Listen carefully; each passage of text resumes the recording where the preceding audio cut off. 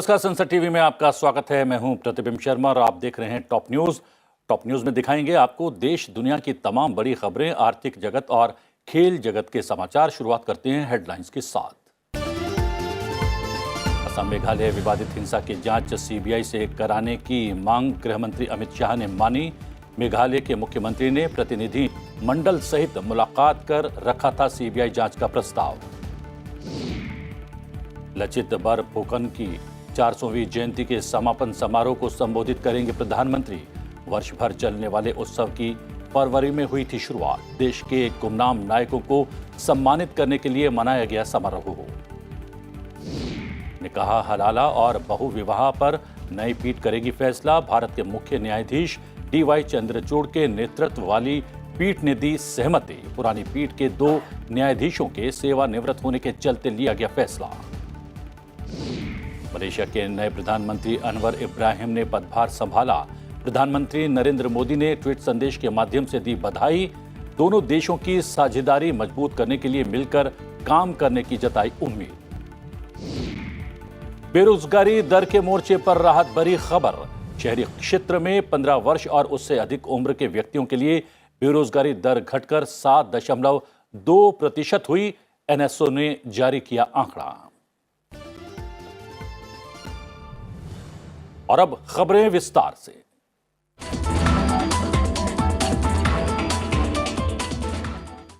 प्रधानमंत्री नरेंद्र मोदी आज नई दिल्ली के विज्ञान भवन में सुबह तकरीबन 11 बजे लचित बरफुकन की 400वीं जयंती के उपलक्ष्य में वर्ष भर चलने वाले उत्सव के समापन समारोह को संबोधित करेंगे। वर्ष 2022 को लचित बरफुकन की 400वीं जयंती वर्ष के रूप में मनाया जा रहा है।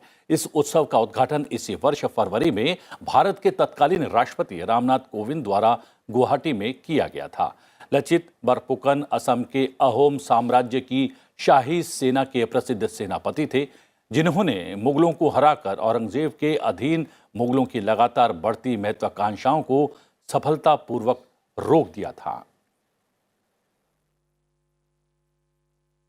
इस बीच केंद्रीय गृह मंत्री अमित शाह ने कहा है कि तोड़ मरोड़ कर पेश किए गए इतिहास को सुधारकर उसे फिर से लिखने से अब कोई नहीं रोक सकता और इतिहासकारों और छात्रों को भारत के विभिन्न हिस्सों में 150 साल से ज्यादा शासन करने वाले 30 साम्राज्यों और देश की स्वतंत्रता के लिए बलिदान देने वाली 300 से अधिक विभूतियों पर शोध कर सच्चा इतिहास लिखना होगा।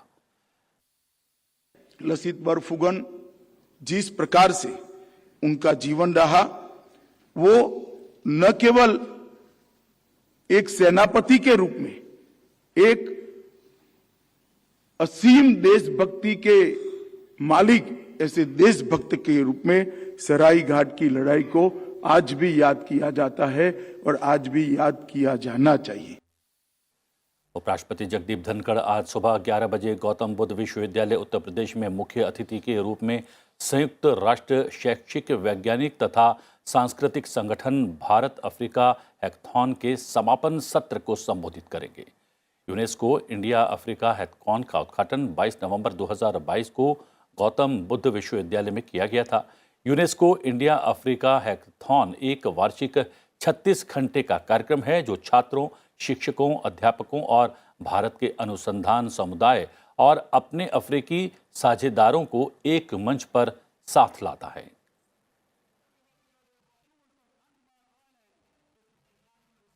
लोकसभा अध्यक्ष ओम बिरला आज आईआईटी रुड़की के 175वें स्थापना दिवस में शामिल होने वाले हैं।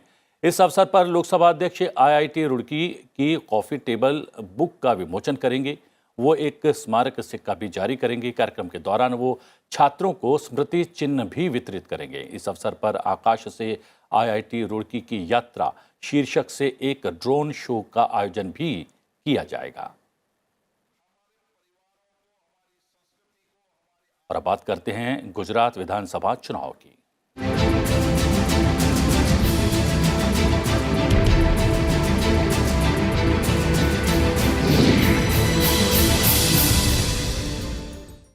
गुजरात में पहले चरण की वोटिंग के लिए अब एक हफ्ते से भी कम समय बचा है। पहले चरण की 89 सीटों के चुनाव के लिए सभी राजनीतिक दल जोर शोर से प्रचार कर रहे हैं। प्रधानमंत्री नरेंद्र मोदी ने गुरुवार को राज्य में धुआंधार रैलियां की।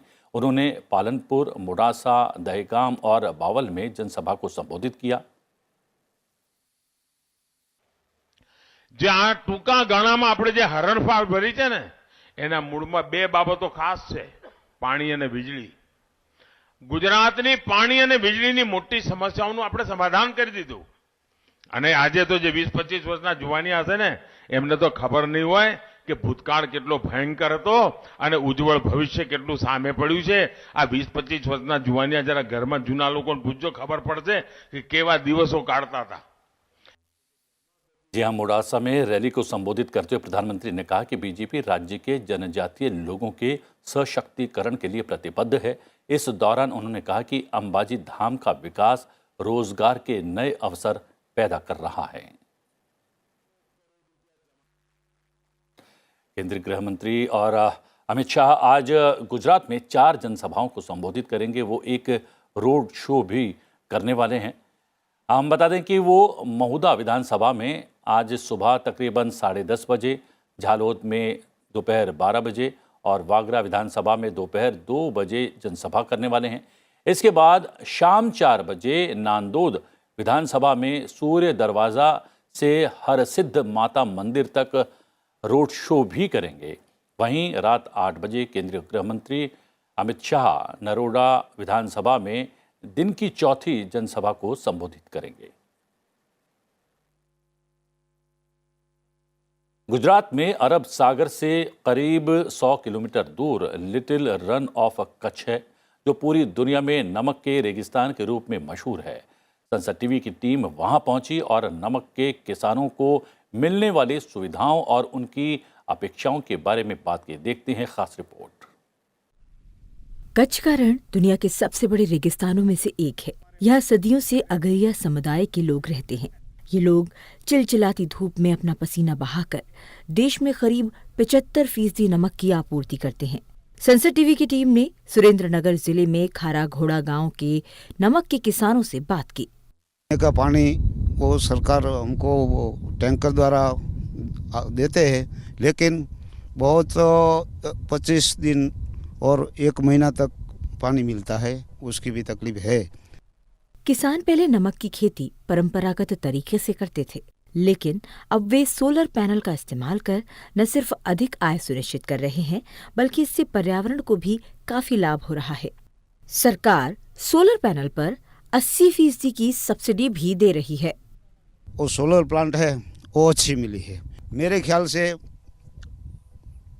लाख, 1.5 लाख, 2 लाख हम उसका जो खर्चा होता है उस खर्च में हमको उसके लिए फायदा होता है। सोलर सब्सिडाइज की 80%, वो भी बहुत मास्टर स्ट्रोक है गवर्नमेंट का बोला जाएगा, क्योंकि फ्यूल में ही, डीजल में ही मोर देन 70% पैसा चला जाता था आमदनी का, उसका वो बचने लगा है।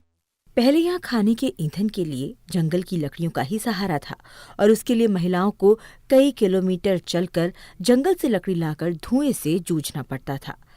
लेकिन उज्ज्वला योजना से मिले गैस सिलेंडर ने इनकी जिंदगी बदल दी है। उज्ज्वला योजना जो भारत सरकार ने दी है, इसलिए हमारा इस सारा एरिया में हमारा जो झोपड़पट्टी है, झोपड़पट्टी में हम गैस रखते हैं। मैक्सिमम झोंपड़े में गैस सिलेंडर उज्ज्वला योजना का आ गया है, इससे बहुत अच्छा फायदा हुआ है। नमक के किसान मानते हैं कि सरकार की योजनाओं से उनकी जिंदगी आसान हुई है, लेकिन इस व्यवसाय को इंडस्ट्री से कृषि में बदल दिया जाए तो इनकी आय में वृद्धि हो सकती है। लिटिल रन ऑफ कच्छ से कैमरामैन राज ठाकुर के साथ सूरज मोहन झा की रिपोर्ट। जी हां, और अपडेट के लिए बात करते हैं अपने सहयोगी सूरज मोहन झा से। सूरज, आपकी रिपोर्ट तो हमने देखी, इसके अलावा आप अपडेट करें कि प्रधानमंत्री की सुरक्षा में चूक का एक मामला सामने आया था। इसके अलावा दागी उम्मीदवारों की एक सूची भी जारी की गई है। क्या है पूरा अपडेट?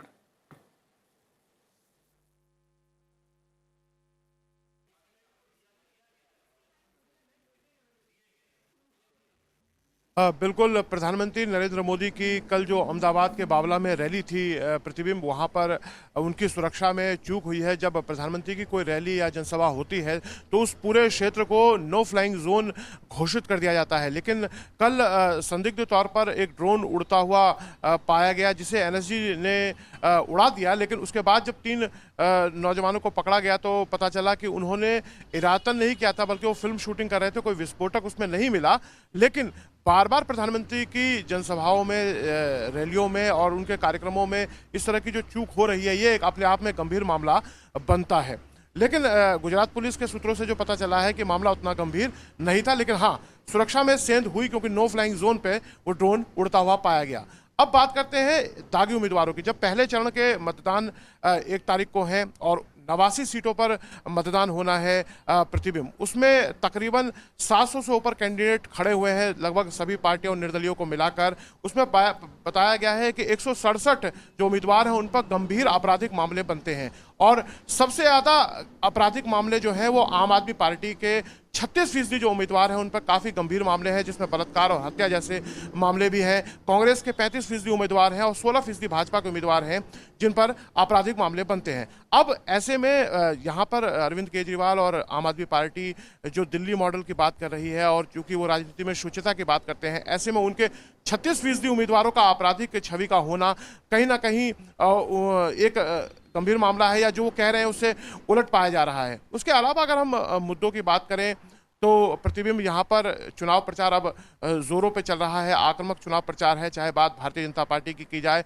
यहाँ पर कमान प्रधानमंत्री मोदी ने खुद संभाला हुआ है, उसके बाद गृह मंत्री सूरज, और तमाम एक छोटी सी टिप्पणी चाहूंगा, समय कम है।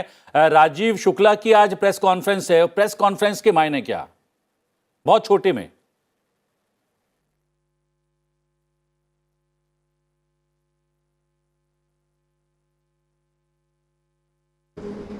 प्रतिबिंब, कांग्रेस जो है वो ग्रामीण इलाकों में मजबूत रही है गुजरात में, और चूंकि पहले चरण में मतदान सौराष्ट्र में है जो कि कांग्रेस का मजबूत गढ़ रहा है, पिछली बार भी उसको 30 से ज्यादा सीटें यहां से आई थी। अब ऐसे में केंद्रीय नेतृत्व उनका चुनाव प्रचार से थोड़ा गायब है, तो पार्टी कैडर और जो उनके सपोर्टर्स हैं उनमें एक तरह से मायूसी आप कह सकते हैं, या उनको लग रहा है कि मोर्चे पे शायद पहले हार मान ली गई है। तो हो सकता है जो प्रेस कॉन्फ्रेंस हो रही हो रणनीतिक तौर पर यह बताने के लिए हो रही हो कि हम लड़ाई में हैं, मुकाबले में हैं। और सूरज, बहुत बहुत धन्यवाद अपडेट करने के लिए। वहां पर आप मौजूद हैं, लगातार रिपोर्ट्स भी भेज रहे हैं, अपडेट भी कर रहे हैं, बहुत बहुत धन्यवाद। इस बीच असम मेघालय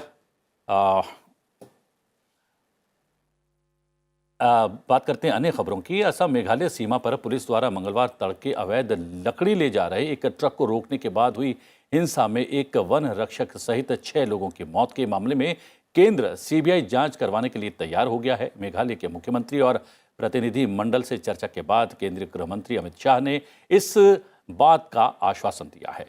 मेघालय के मुख्यमंत्री ने कल अपने कुछ मंत्रियों सहित गृह मंत्री अमित शाह से मिलकर असम मेघालय सीमा पर हुई विवादित हिंसा की जांच सीबीआई से कराने की मांग की थी, जिसे गृह मंत्री ने प्रारंभिक रूप से स्वीकार कर लिया है। मेघालय के मुख्यमंत्री संगमा ने कहा कि उन्होंने केंद्र सरकार से असम के साथ सीमा विवाद में हस्तक्षेप करने का भी अनुरोध किया ताकि दोनों राज्यों के बीच संवाद और विश्वास में सुधार हो सके। वहीं असम मेघालय सीमा पर मोक्रो इलाके में 22 नवंबर को गोलीबारी की घटना में 6 लोगों के मारे जाने के खिलाफ कुछ समूहों द्वारा कल शाम शिलोंग में निकाले गए कैंडल मार्च के दौरान भी हिंसा एक बार फिर से भड़क उठी। उपद्रवियों ने इस दौरान पुलिस बल पर पेट्रोल बम से हमला किया। प्रदर्शनकारियों और पुलिस के बीच हुई हिंसक झड़प में 4 पुलिसकर्मियों समेत 7 लोग घायल हो गए। हिंसा स्थल और आसपास के इलाकों में सीआरपीसी की धारा 144 लागू की जा चुकी है। साथ ही फर्जी खबरों को फैलाने से रोकने के लिए इन जिलों में शनिवार सुबह तक मोबाइल इंटरनेट सेवाएं भी निलंबित कर दी गई हैं। 2 दिन पहले मुकरो गांव में जो वेस्ट जेंते हिल्स में गिरता है मेघालय स्टेट में, जहां पे एक इंसिडेंट हुआ, जहां पे आसाम पुलिस की तरफ से जो फायरिंग हुआ उसमें 6 लोगों की जान चली गई। उस इंसिडेंट के बारे में हम लोगों ने यूनियन होम मिनिस्टर को ब्रीफ किया और हमने यूनियन होम मिनिस्टर जी से ये डिमांड किया कि जो इनोसेंट लाइव्स जो जान गए हैं, जो लाइव्स गए हैं, उनमें जस्टिस हमें मिलना चाहिए और एक सेंट्रल एजेंसी से इंक्वायरी होनी चाहिए। मैं होम मिनिस्टर जी का धन्यवाद करना चाहता हूं कि उन्होंने हमारा ये रिक्वेस्ट और ये डिमांड उन्होंने एक्सेप्ट किया और जल्द ही एक सेंट्रल एजेंसी की तरफ से इंक्वायरी सेटअप भारत सरकार की तरफ से सेटअप होगा। के मुख्यमंत्री अशोक गहलोत ने गुरुवार को कांग्रेस नेता सचिन पायलट को गद्दार करार देते हुए कहा कि उन्होंने 2020 में पार्टी के खिलाफ बगावत की थी और गहलोत नीति सरकार गिराने की कोशिश भी की थी, इसलिए उन्हें मुख्यमंत्री नहीं बनाया जा सकता।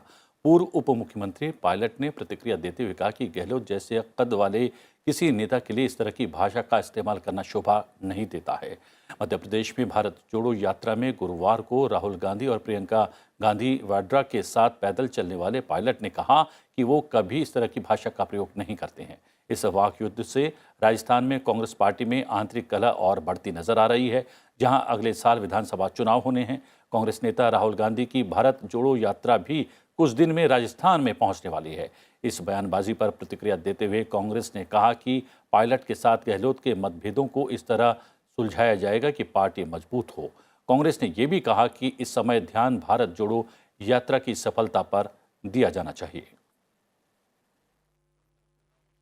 शीर्ष अदालत ने कहा कि मुसलमानों के बीच निकाह, हलाला और बहु विवाह की संवैधानिक वैधता को चुनौती देने वाली याचिका पर सुनवाई के लिए 5 न्यायाधीशों की संविधान पीठ का गठन किया जाएगा। मुख्य न्यायाधीश DY चंद्रचूड़, न्यायमूर्ति हेमा कोहली और न्यायमूर्ति JB पारदीवाला की पीठ ने गुरुवार को इस मामले पर सुनवाई करते हुए संविधान पीठ बनाने की सहमति दे दी है। सुप्रीम कोर्ट के समक्ष याचिकाकर्ता अश्विनी उपाध्याय ने यह प्रश्न उठाया कि इस मामले पर 5 न्यायाधीशों की एक नई पीठ का गठन करने की आवश्यकता है, क्योंकि पिछली पीठ के 2 न्यायाधीश इंदिरा बनर्जी और जस्टिस हेमंत गुप्ता रिटायर हो गए हैं, जिस पर मुख्य न्यायाधीश DY चंद्रचूड़ ने कहा कि हम इस मामले पर एक नई बेंच का गठन करेंगे।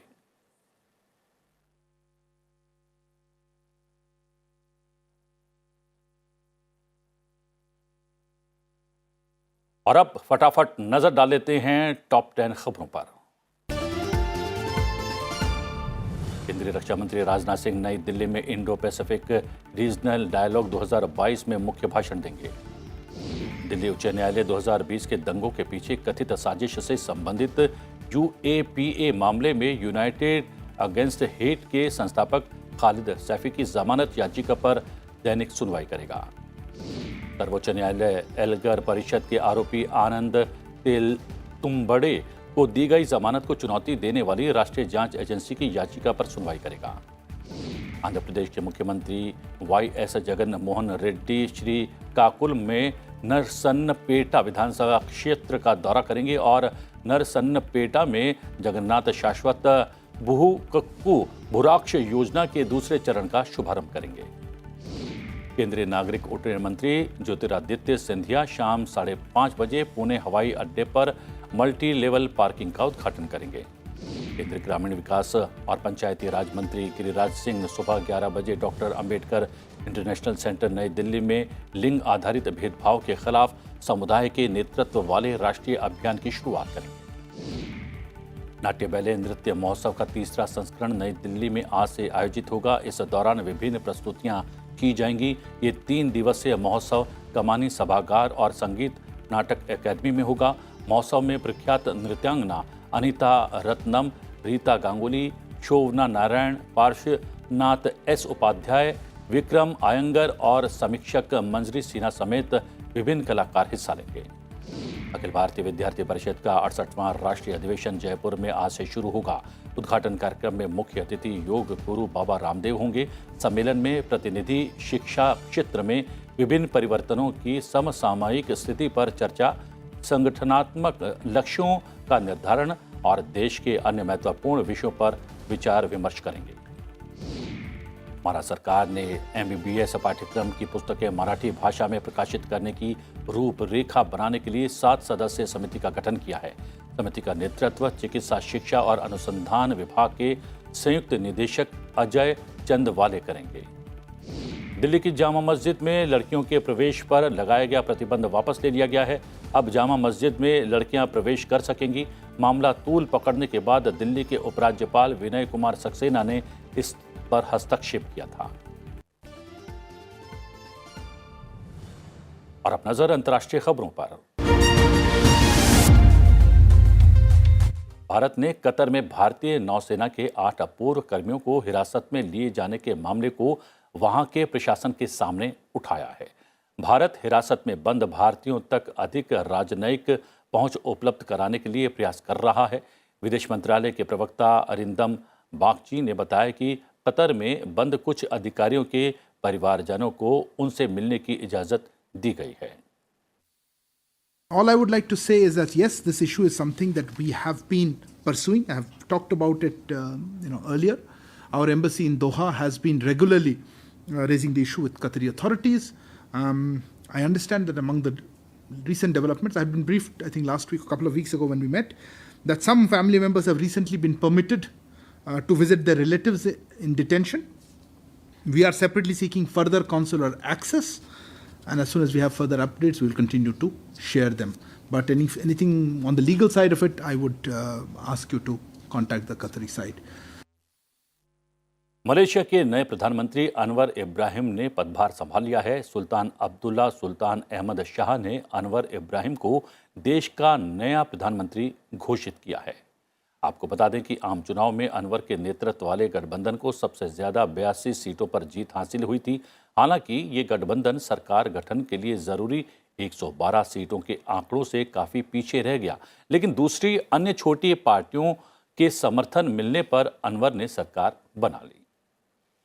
अनवर इब्राहिम के पदभार संभालने के बाद भारतीय प्रधानमंत्री नरेंद्र मोदी ने ट्वीट कर मलेशिया के नए प्रधानमंत्री को बधाई दी है।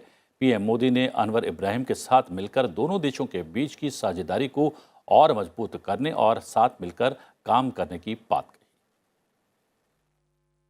अमेरिका का कहना है कि संयुक्त राष्ट्र सुरक्षा परिषद की 1267 अल-कायदा आतंकवादियों की प्रतिबंधित करने वाली सूची को राजनीति से दूर रखना चाहिए।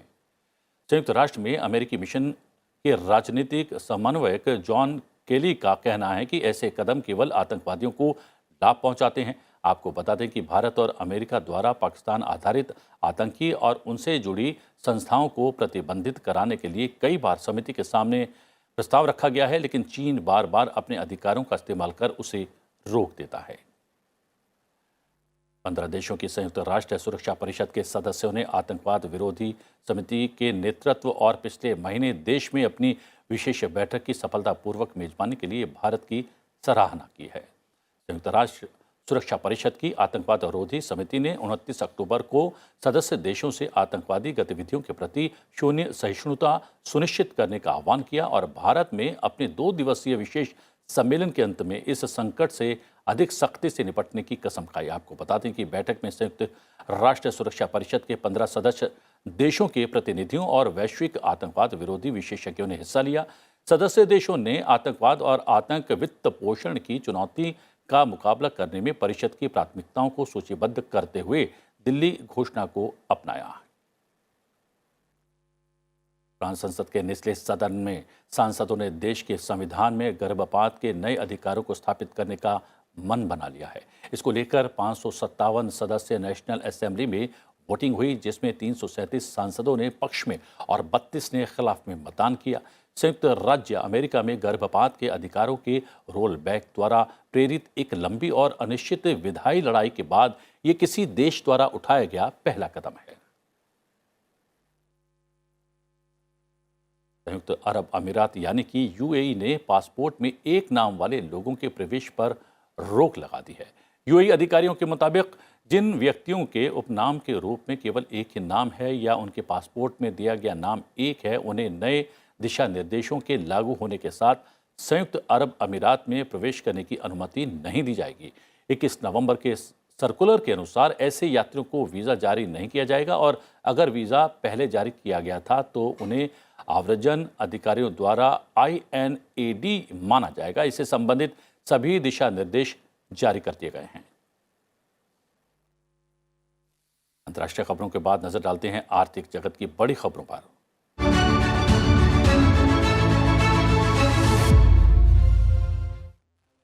बेरोजगारी दर के मोर्चे पर राहत भरी खबर है। दरअसल शहरी क्षेत्रों में 15 वर्ष और उससे अधिक उम्र के व्यक्तियों के लिए बेरोजगारी दर जुलाई-सितंबर 2022 में सालाना आधार पर घटकर 7.2% रह गई है। नेशनल स्टैटिस्टिकल ऑफिस यानी एनएसओ के आंकड़ों से जानकारी मिली है। एक साल पहले समान अवधि में बेरोजगारी दर 9.8% थी। देश में जुलाई-सितंबर 2021 में कोविड-19 महामारी से संबंधित प्रतिबंधों के प्रभाव के कारण बेरोजगारी दर अधिक थी। इस तरह बेरोजगारी दर में गिरावट को रेखांकित करने वाले लेबर फोर्स सर्वेक्षण पर आधारित नवीनतम आंकड़े इस बात की ओर इशारा करते हैं कि महामारी के प्रभाव से निकलकर अर्थव्यवस्था लगातार रिकवरी की ओर बढ़ रही है। और अब बात खेल जगत की।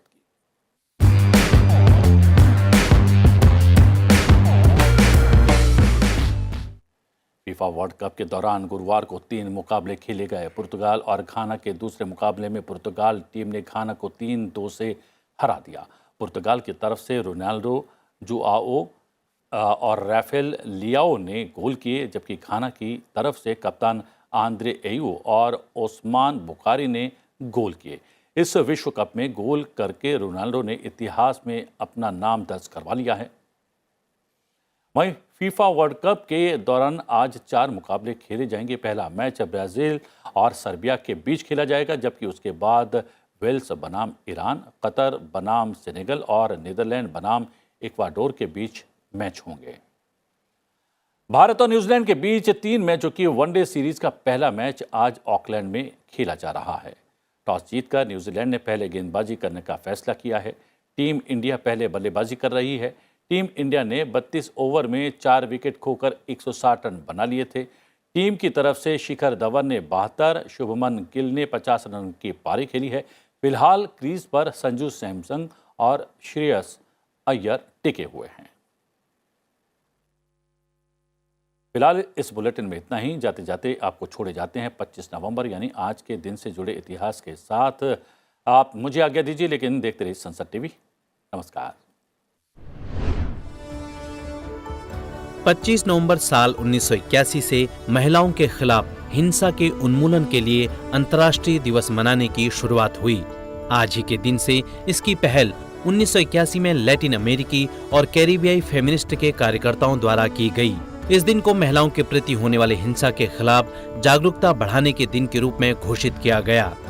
संयुक्त राष्ट्र संघ का मानना है कि महिलाओं के खिलाफ हिंसा मानवाधिकार का उल्लंघन है और इसके पीछे की वजह महिलाओं के साथ भेदभाव सहित शिक्षा, गरीबी और शांति जैसे मुद्दों से जुड़ा है। इस तारीख को डोमिनिकन गणराज्य की मिराबल बहनों को सम्मानित करने के लिए चुना गया था, जिनकी 1960 में क्रूरतापूर्वक हत्या कर दी गई थी। 25 नवंबर साल 1986 से अंतर्राष्ट्रीय मांस रहित दिवस मनाने की शुरुआत हुई। आज ही के दिन 1879 को हैदराबाद, सिंध में जन्मे साधु वासवानी की जयंती को चिन्हित करने के लिए अंतर्राष्ट्रीय मांसहीन दिवस की शुरुआत की गई। वासवानी ने शाकाहार को बढ़ावा देने में महत्वपूर्ण प्रयास किए। वासवानी एक महान भारतीय शिक्षाविद थे और भारतीय शिक्षा प्रणाली के उत्थान के लिए उन्होंने मीरा आंदोलन शुरू किया। आज का दिन पशु अधिकारों के लिए भी महत्वपूर्ण है। इस दिवस को मनाने का मुख्य उद्देश्य जानवरों के प्रति हिंसा न करना और शाकाहार के प्रति लोगों को प्रेरित करना है। वासवानी ने शाकाहारी जीवन जीने के लिए विश्व स्तर पर जनता से दृढ़ता से आग्रह किया था।